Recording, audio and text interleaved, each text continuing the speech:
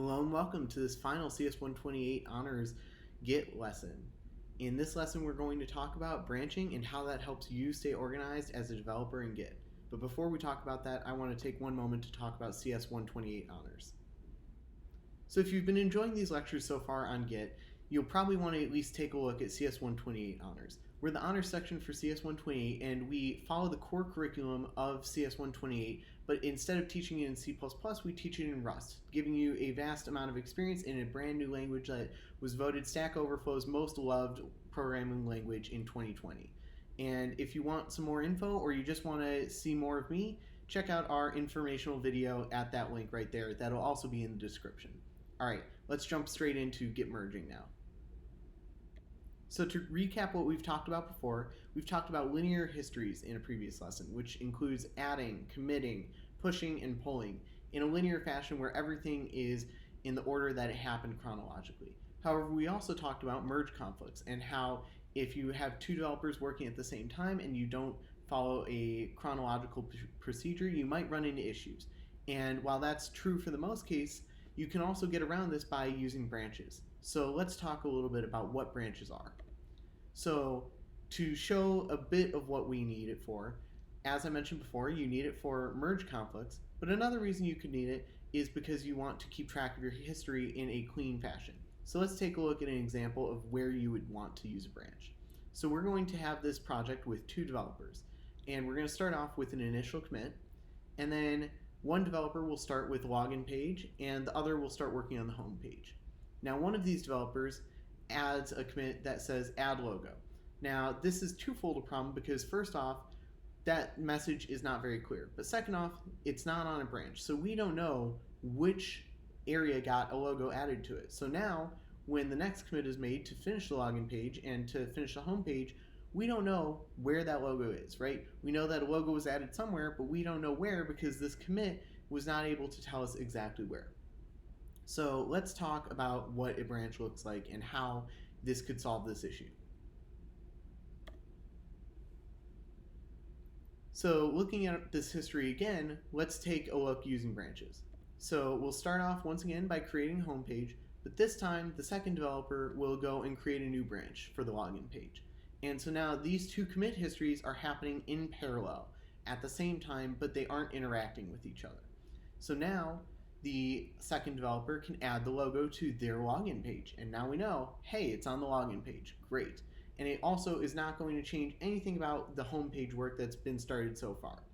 Then the first developer can go back and finish up the home page while the second developer is finishing the login page. And once these two developers are done, they can then go and merge these changes together in one final commit so that everything meets up nicely. And this way, you're able to have each developer work independently, but to create the code in one singular code base using Git.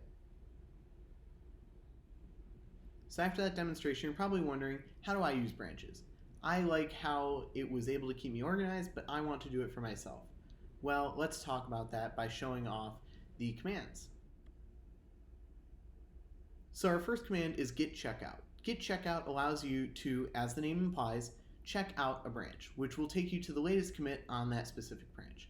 However, it also allows you to go and create a new branch so that you can work on a separate branch from everyone else. Now, in order to use this command, all you have to do is type in Git Checkout and then the name of the branch. In this case, I have a branch named Existing Branch. Now, you can also, for creating a new one, just add the -b flag and put the branch name that you want to have. So the first one will go to the existing branch that is already out there, whereas the second command will now create a new branch called new branch and check out that branch for you. Now keep in mind there will be no new commits on this new branch yet, but it's still going to be on that new branch, so the next commit you make is onto new branch as opposed to main.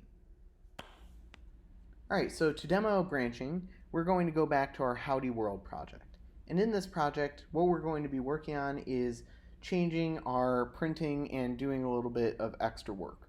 So what we're going to do is we are going to go down to the command line and we're going to check out a new branch like so, and we're going to use the -b flag to check out that new branch as opposed to just checking out an existing one, and then we're going to provide a name, and in this case we're going to use the name for loop. right? Because we're going to be adding a for loop.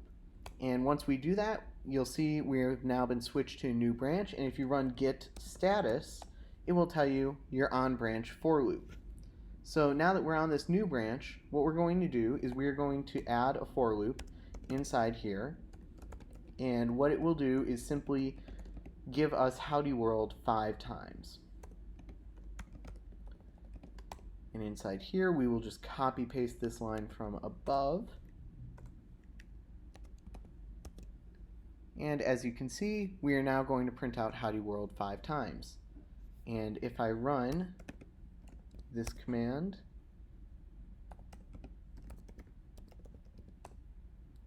you'll see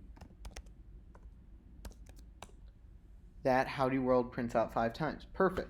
All right, so now we are going to make these changes in our commit log. So we are going to git commit, and because this file is already tracked, we can use the -a flag to commit the changes that we made. And then we're using the M flag to put in a message of add new for loop. And as you can see, we've now made this change.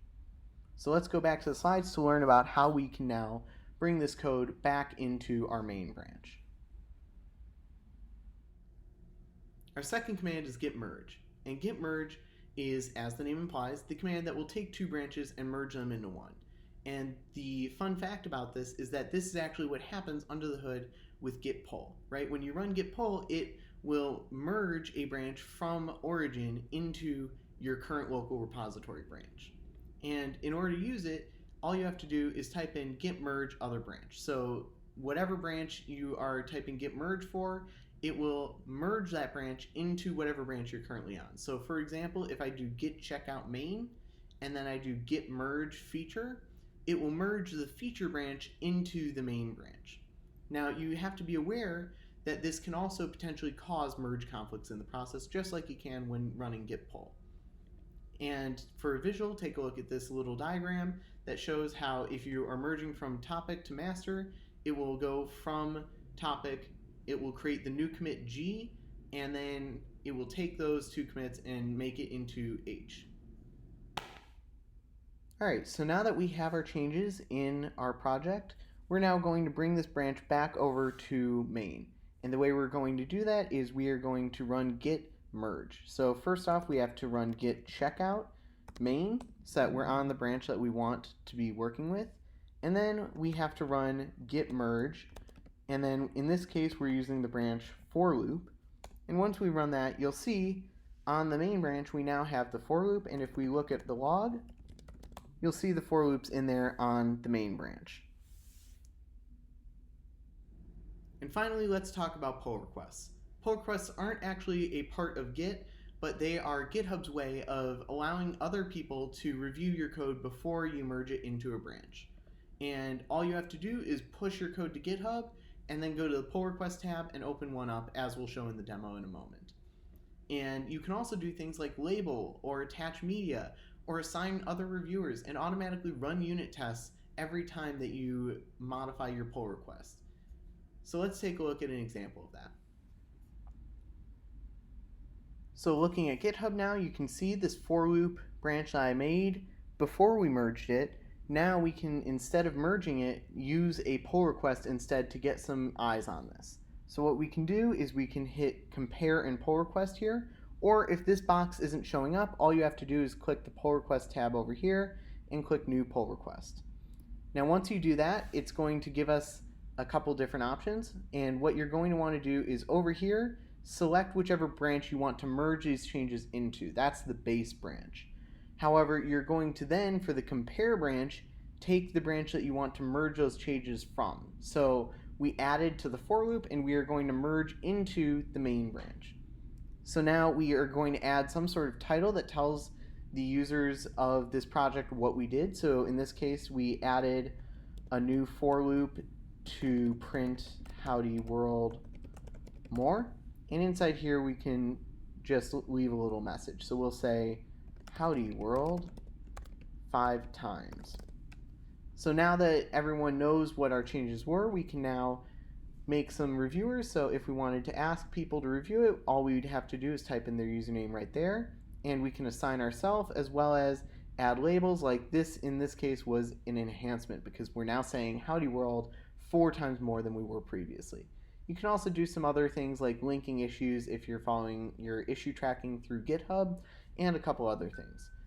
So now let's create this pull request. And once you do that, you'll now see that we have a different UI, but at the end of the day, all you need to know is that once people review it, or if you're happy with your pull request, you can go down here and click Merge Pull Request, and it will then allow you to merge into your main branch. And as you can see, it'll say successfully merged and closed, and we can delete this branch. And now if we go back to our code, look at the main branch, you'll see a new commit was made. And then if we go into howdyworld.cpp, you'll see that the for loop is there. So in summary today, we talked about branching, which is your way of keeping organized and preventing merge conflicts from happening as often in your repository. We also talked about the commands that you can use to make branching happen, which are Git Checkout and Git Merge, as well as pull requests in GitHub, which allow you to have your code reviewed by others before you run merges. So yeah, I hope you've enjoyed this CS128 honors lecture and this series about Git. I hope that you have a wonderful, great semester and potentially check out CS128 this semester.